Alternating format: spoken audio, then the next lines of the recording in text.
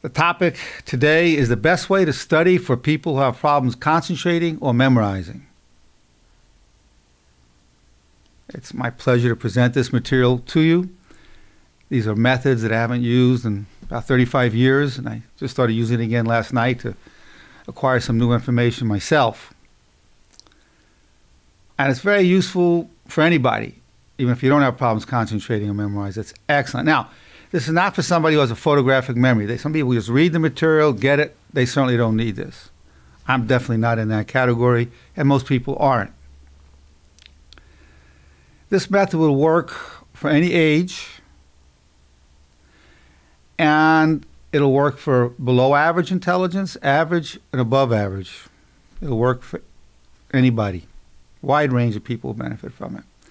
I used it throughout graduate school and part of my college career. It's a method that does a couple of things. It'll transform you from a passive learner to an active learner. I can't tell you how important that is. A person reads material, they read it over and over and over again. They don't even know if they know it. They say, I hope I know it. They're walking the test apprehensive, hoping they know it. Well, this method, if a person has to face a test, they know what they know. They say, I know the material. So it gives you total confidence. It reduces test anxiety because you know what you know. You walk in with tremendous confidence. That's how powerful this method is. And it's a type of knowledge that will stay with you for a long, long time. For instance, over 40 years ago, I learned that acetylcholine is a neurohuman in the central nervous system. I haven't used that in the last 35, 40 years since I learned that. But to this day, I still remember some of the things that I learned by the methods that I'm going to show. Now, it certainly helps when you want to learn something, if you have an interest in it, if there's motivation. But some people, and I was blessed in this way, have a passion for learning. They look at it as something sacred. They want to learn these materials, want to learn about life. And so that helps. Or you're fascinated. Some people just get fascinated by knowledge, intrigued. I have that going for me. I'm probably about above average intelligence. I'm definitely not genius level on an IQ. Although some people have called me an inspirational genius. Again, I have a lot of inspiration, but I don't consider myself the most brilliant person.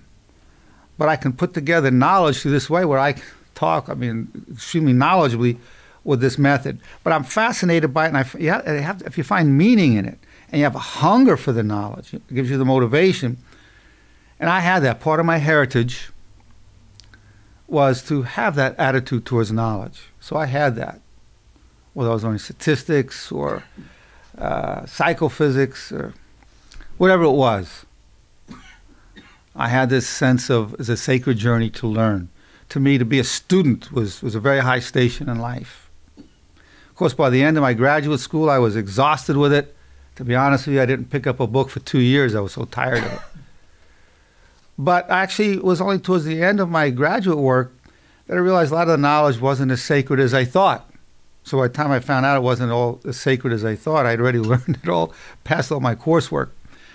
But I've come into other knowledge now that I do find very pertinent to everyday life, where I can help people, help myself, help my children, help my patients, friends, and everybody. So I'm beginning to start, again, I just started last night applying this particular method, which I'm going to share with you some of the things that I learned.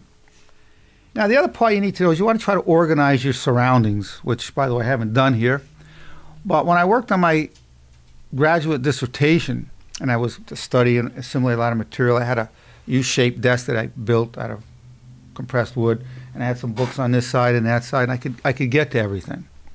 You want to have the good lighting, and you want to be, naturally, your health and being rested is very important. You need a good blood flow to the brain to study and learn. So if a person has health issues like cholesterol building up or plaque and triglycerides, that can interfere with the learning.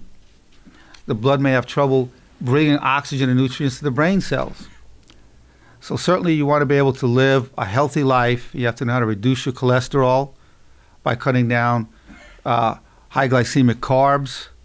There's some natural substances like red rice yeast that can help. B5, taking 300 milligrams 3 times a day.